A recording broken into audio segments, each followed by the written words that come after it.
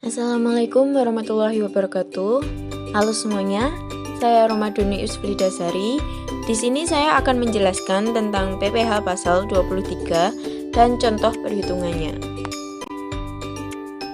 Sebelum itu, apa sih itu pajak penghasilan pasal 23 atau PPh pasal 23? PPh pasal 23 adalah pajak yang dikenakan pada penghasilan atas modal, penyerahan jasa, atau hadiah dan penghargaan selain yang telah dipotong oleh PPh pasal 21. Selanjutnya adalah tarif PPh pasal 23. Berdasarkan aturan yang berlaku dan tercantum dalam Undang-Undang PPh, tarif PPh 23 dibedakan menjadi dua jenis, yaitu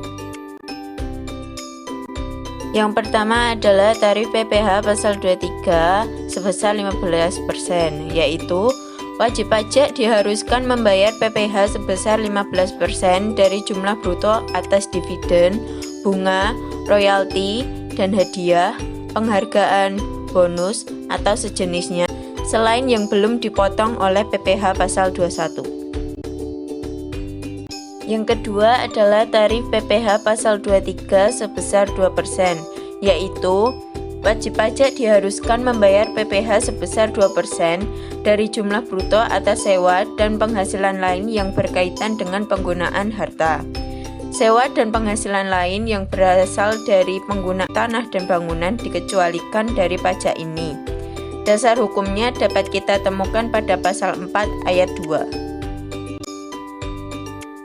Dalam hal wajib pajak yang menerima atau memperoleh penghasilan yang tidak memiliki nomor pokok wajib pajak atau NPWP, besarnya tarif pemotongan adalah lebih tinggi 100% daripada tarif tersebut.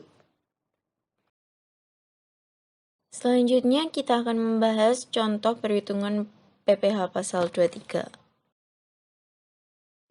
Di sini terdapat contoh soal yang pertama, yaitu PT Cahaya Mitra meminta CV Karya Jaya yang bergerak di bidang pengadaan catering untuk menyediakan makanan dalam rangka pengadaan pameran karya seni untuk sekitar 450 orang. Kontrak yang disepakati untuk pengadaan catering tersebut adalah 45 juta rupiah. Dasar pemotongan untuk catering tersebut adalah seluruh tagihan dari CV Karya Jaya, yaitu sebesar 45 juta. CV Karya Jaya memiliki NPWP. Jadi diketahui CV Karya Jaya merupakan jasa, maka tarif PPh yang digunakan yaitu sebesar 2%. Atas pembayaran yang dilakukan PT Cahaya Mitra kepada CV Karya Jaya, dipotong PPh pasal 23 oleh PT Cahaya Mitra sebesar, karena tadi merupakan jasa, maka tarif PPh sebesar 2% dikali jumlah bruto sebesar 45 juta sama dengan 900.000. Jadi total PPh yang dipotong oleh PT Cahaya Mitra terhadap CV Karya Jaya sebesar Rp900.000. Selanjutnya, contoh soal yang kedua, yaitu PT Cahaya Mitra membayar royalti kepada para pencipta karya seni dengan catatan sebagai berikut. Hitung berapa PPh pasal 23. Di sini terdapat 3 orang, yaitu Panji, Tania, dan Rosi, dengan alamat sebagai berikut. Diketahui bahwa untuk Panji dan Tania memiliki NPWP, sedangkan Rosi tidak memiliki NPWP. NPWP tersebut merupakan NPWP tidak sebenarnya. Kemudian jumlah royalti yang diterima Panji yaitu sebesar 25 juta, Tania 30 juta, dan Rosi 10 juta. Untuk pembahasannya, diketahui bahwa pencipta karya seni itu mendapatkan royalti, dan royalti di sini tarif PPh-nya sebesar 15%.